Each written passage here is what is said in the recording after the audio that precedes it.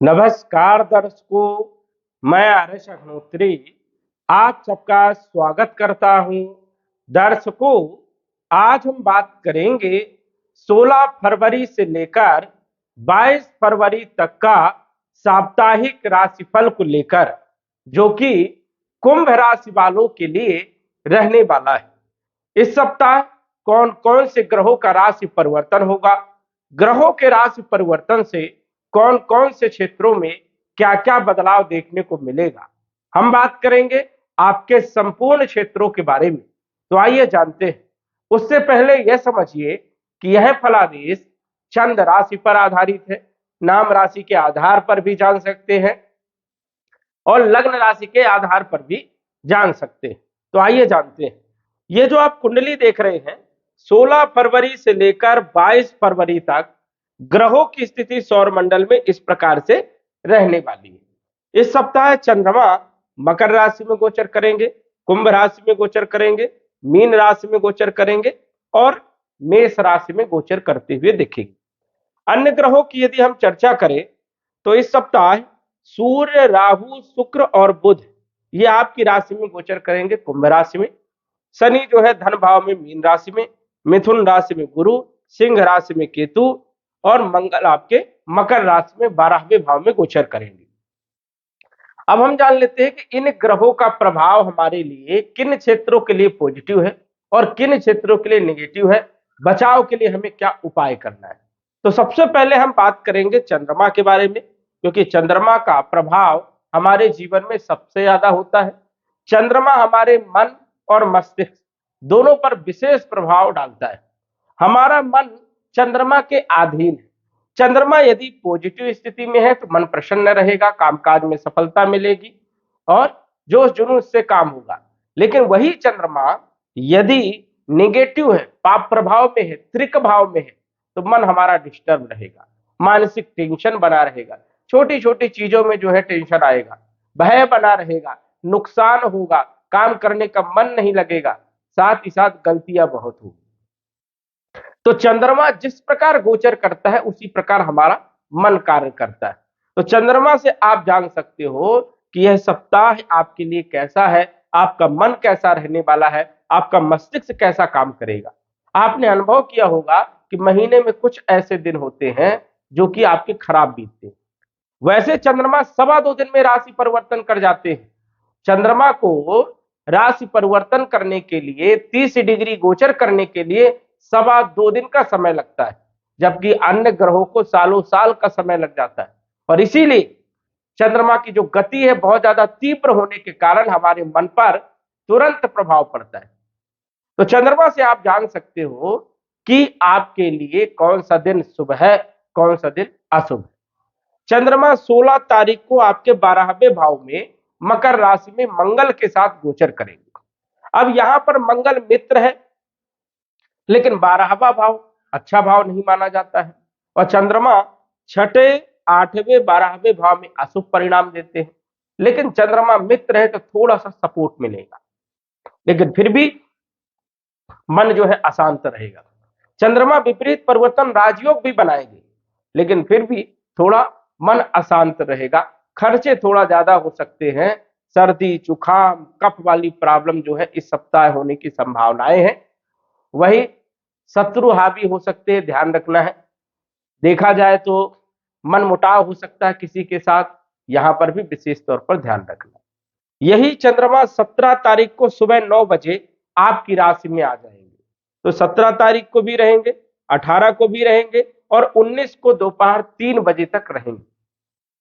अब यहां पर तो चंद्रमा की अच्छी स्थिति नहीं है, क्योंकि शत्रु के घर में गोचर करेंगे, राहु के साथ ग्रसित रहेंगे, चंद्र ग्रहण दोष बनेगा और पहले से ही यहां पर सूर्य विराजमान है, जो कि सूर्य ग्रहण दोष बन रहा है। यहां पर देखा जाए तो बुध के साथ राहु जड़ दोष, शुक्र के साथ राहु चारित्रिक दोष और सूर्य के साथ राहु सूर्य ग्रहण दोष। चंद्रमा आ जाएंगे तो चंद्र ग्रहण दोष भी बनेंगे। अब इतने सारे दोष आपकी राशि में बनेंगे तो कहां से जो है सुपरिणाम मिलेंगे।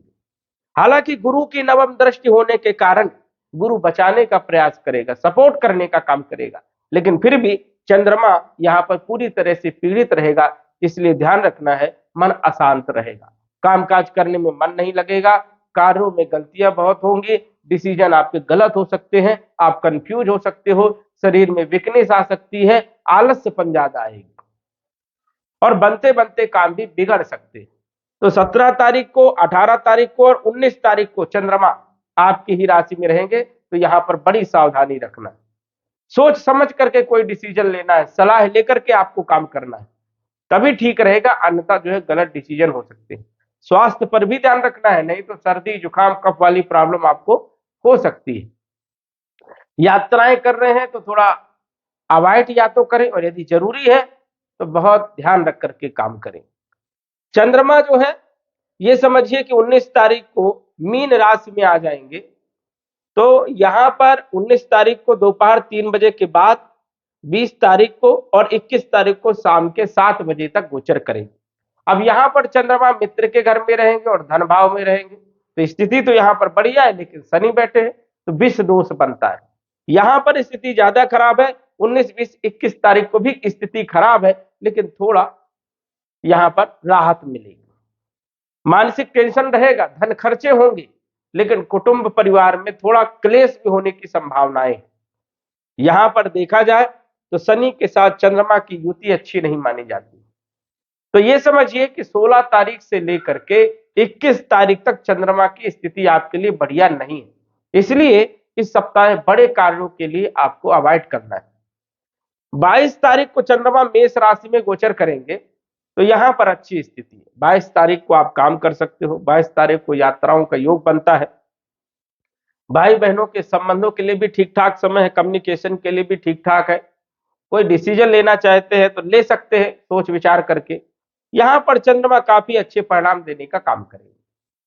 अन्य ग्रहों की यदि हम चर्चा करें तो आपके राशि के स्वामी शनि लगन के स्वामी है और 12वें भाव के स्वामी है, धन भाव में गोचर कर रहे हैं मीन राशि में।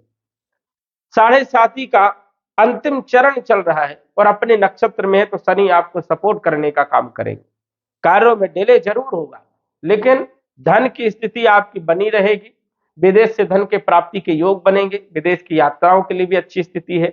कॉन्फिडेंस इस सप्ताह कम होगा, ज्यादा होगा, लो हाई होता रहेगा, विशेष तौर पर ध्यान रखना है। धन के वैसे मालिक बनते हैं देवगुरु बृहस्पति, और लाभ के भी मालिक देवगुरु बृहस्पति हैं, पंचम भाव में गोचर कर रहे हैं, और यहां पर स्थिति बेहतर है, इसलिए धन स्थिर रहेगा, धन के स्रोत बने रहेंगे, लाभ होगा, आय में वृद्धि होगी। शिक्षा, संतान, लव लाइफ की स्थिति भी ठीक रहेगी, भाग्य का साथ भी मिलेगा। और नवम दृष्टि आपके राशि में गुरु के होने के कारण जो बड़ी समस्याएं आने वाली थी, गुरु बचाने का प्रयास करेंगे, गुरु आपके लिए वरदान साबित होंगे, तो ये स्थिति आपके लिए बेहतर है। मंगल आपके तीसरे भाव के मालिक है, दसम भाव के मालिक है, 12वें भाव में गोचर कर रहे हैं। अब 12वें भाव में मंगल अच्छे परिणाम नहीं देते, लेकिन उच्च के हैं, इसलिए अच्छे परिणाम भी देंगे। लंबी यात्राएं हो सकती हैं इस सप्ताह, विदेश की यात्राएं हो सकती हैं। कैरियर को लेकर के इस सप्ताह कुछ न कुछ चिंता बनी रहेगी। यहां पर जल्दीबाजी में कोई डिसीजन नहीं लेना है, कोई बदलाव नहीं करना है इस सप्ताह, ये विशेष तौर पर ध्यान रखना है। कम्युनिकेशन इस ठीक ठाक रहेगा।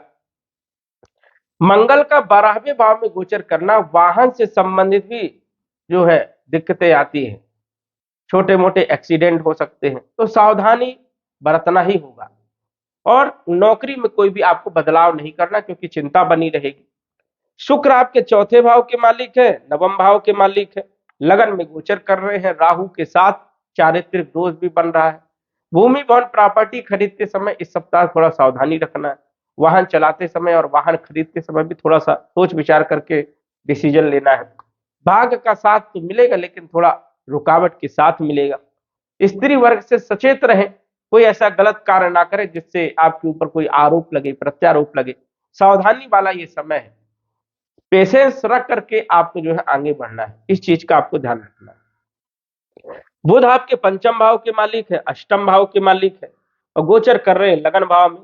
बुद्धि का इस्तेमाल सही जगह करना है, बुद्धि को भ्रमित करने का काम करेंगे यहाँ पर बुध और राहु। जड़ दोष यहाँ पर बनता है, सही डिसीजन ले, सोच विचार करके डिसीजन ले। लव लाइफ के लिए स्थिति ठीक है, संतान पक्ष के लिए भी ठीक ठाक स्थिति है, फाइनेंशियल स्थिति भी ठीक रहेगा। वही देखा जाए तो अकस्मात कुछ लाभ भी हो सकते हैं, अचानक कुछ नुकसान भी हो सकते हैं। दोनों ही स्थितियां हैं इस सप्ताह, ध्यान रखना है। सूर्य आपके सप्तम भाव के मालिक होकर के लगन भाव में गोचर कर रहे हैं। सूर्य ग्रहण दोष बनेगा। वैवाहिक जीवन में भी कहीं ना कहीं खटपिट हो सकती है, मनमुटाव हो सकता है, घर में क्लेश हो सकता है, पार्टनरशिप को लेकर के भी चिंता रहेगी, दैनिक आय में कम ज्यादा देखने को मिलेगा। तो यहां पर भी सावधानी आपको रखना होगा। वही देखा जाए तो राहु भ्रमित करने का काम करेगा, कंफ्यूज करेगा, डिसीजन लेने में दिक्कत आएगी। और केतु यहां पर थोड़ा कम सपोर्ट करने का काम करेगा, किसी के साथ बहस हो सकती है। तो यहां पर वाणी पर भी आपको कंट्रोल रखना होगा, कटु वाणी का प्रयोग ना करें, हाइपर ज्यादा नहीं होना, ईगो नहीं बढ़ने देना है। तो इस सप्ताह थोड़ा सावधानी तो रखना ही होगा। कुंभ राशि वालों के लिए यह सप्ताह थोड़ा सावधानी वाला है, लेकिन गुरु जो है आपको बचाने का प्रयास करेंगे। उपाय के तौर पर सूर्य को जल चढ़ाइए, सूर्य को अर्घ्य दीजिए, सूर्य के मंत्र का जप करिए, ओम ग्रहण सूर्याय नमः, और नीलम रत्न धारण करके चले, जिससे स्थिति बेहतर होगी और आपको लाभ मिलेगा, कार्यों में सफलता मिलेगी। तो दर्शकों, आज बस इतना ही। धन्यवाद। यदि आप अपनी कुंडली का विश्लेषण घर बैठे करवाना चाहते हैं तो दिए गए व्हाट्सएप नंबर से संपर्क करें। साधारण फीस जमा करके आप अपनी कुंडली का विश्लेषण फोन के माध्यम से घर बैठे ही करवा सकते हैं और जान सकते हैं अपने भूत, भविष्य और वर्तमान के बारे में। धन्यवाद। WhatsApp number 9479893911।